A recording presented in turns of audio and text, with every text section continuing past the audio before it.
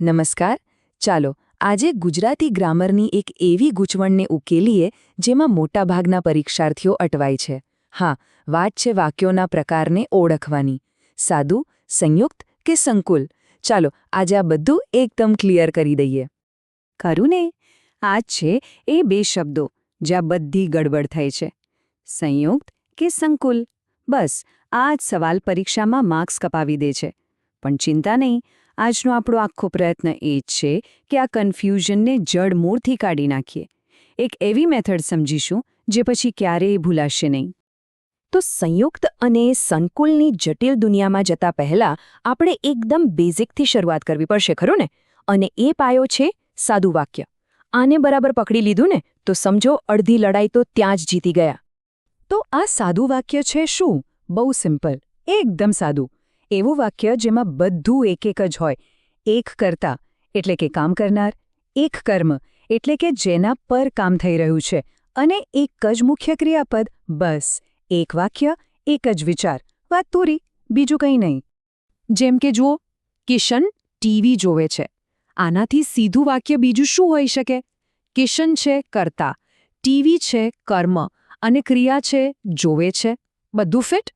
અને સાચું કહું ને તો પરીક્ષામાં આવું પૂછીને કોઈ પોતાનો અને આપણો સમય બગાડે પણ નહીં, કેમ કે આ તો બધાને આવડે. ચાલો હવે અસલી ખેલ શરૂ થાય છે. આપણો પહેલો મોટો પડકાર, સંકુલ વાક્ય. અને હા, એના નામમાં જ બધું આવી ગયું.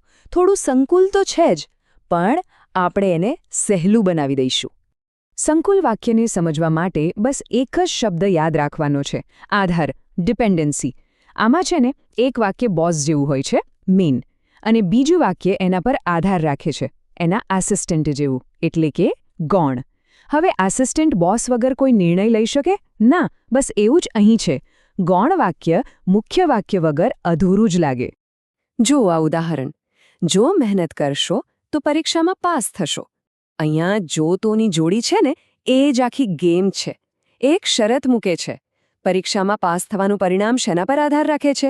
બરાબર, મહેનત કરવાની શરત પર. એકબીજા વગર અધૂરું છે. બસ આ જ તો છે સંકુલ વાક્ય. એક મસ્ત ટેસ્ટ કરીએ. આને આપણે સ્ટેન્ડઅલોન ટેસ્ટ કહીશું. વાક્યનો બીજો ભાગ ઉપાડો તો પાસ થશો. હવે આને એકલું બોલીને જુઓ. કંઈક ખૂટતું લાગે છે ને? મગજમાં તરત સવાલ થાય, પણ કેવી રીતે? શું કરું તો પાસ થાઉં? આ જે અધૂરપ છે ને, એ જ સાબિતી છે કે આ ગૌણ વાક્ય છે. એકલું રહી જ ન શકે. ઓકે, તો સંકુલ વાક્યનો કોન્સેપ્ટ થોડો ક્લિયર થયો. હવે આવીએ એના ભાઈ જેવા લાગતા પણ તદ્દન અલગ એવા સંયુક્ત વાક્ય પર. અહીંયા જ સૌથી વધુ કન્ફ્યુઝન થાય છે. તો ચાલો ધ્યાનથી સમજીએ કે આ બંનેમાં શું ફરક છે.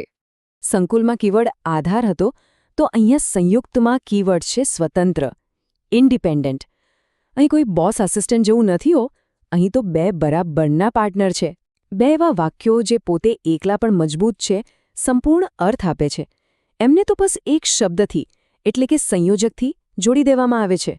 દાખલા તરીકે આ વાક્ય જુઓ: આકાશ સ્વચ્છ દેખાતું હતું, તેથી વરસાદ આવવાના સંજોગો ન હતા. આમાં તેથી શબ્દને જુઓ.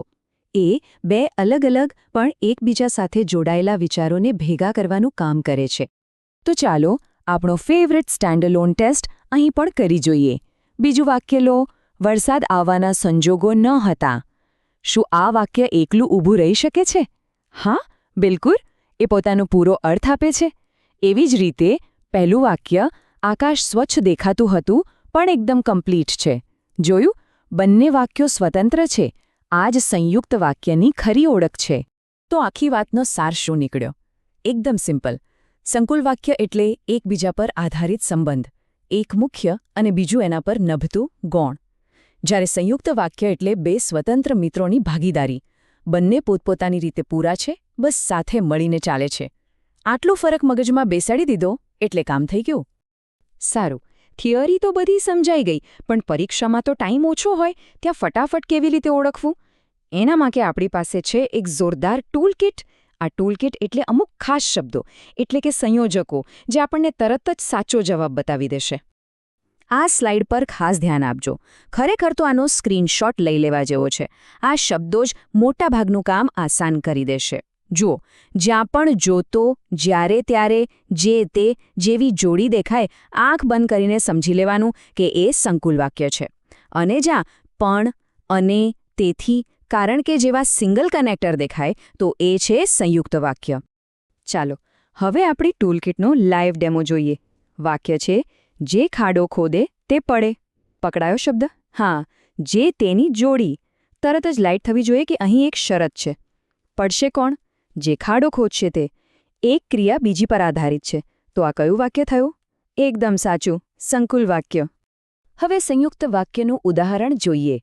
રવિ શાળાએ મોડો પહોંચ્યો કારણ કે રસ્તામાં ભીડ હતી. અહીંયા આપણો સંયોજક કયો છે? કારણ કે. હવે ચાલો આ કારણ કેને હટાવીને બંને વાક્યોને અલગ અલગ જોઈએ. પહેલું, રવિ શાળાએ મોડો પહોંચ્યો. કમ્પ્લીટ વાક્ય છે? હા. બીજું, રસ્તામાં ભીડ હતી. એ પણ કમ્પ્લીટ છે? હા. બસ બે સ્વતંત્ર વાક્યોને કારણ કેથી જોડ્યા છે. તો આ ચોક્કસપણે સંયુક્ત વાક્ય છે. ઓકે, તો ચાલો ફટાફટ આખી ચર્ચાને એકવારમાં રિવાઇન્ડ કરી લઈએ. જે મુખ્ય પોઈન્ટ છે એને ફરીથી પાકો કરી લઈએ. બસ આ એક ગોલ્ડન રૂલ યાદ રાખેલો. જ્યારે પણ સંયુક્ત અને સંકુલ વચ્ચે કન્ફ્યુઝન થાય ત્યારે વાક્યના બંને ભાગને એક જ સવાલ પૂછવાનો: શું તું એકલો ઊભો રહી શકે છે?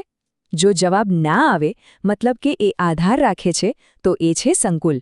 અને જો જવાબ હા આવે, મતલબ એ સ્વતંત્ર છે, તો એ છે સંયુક્ત. બસ આટલું સરળ છે.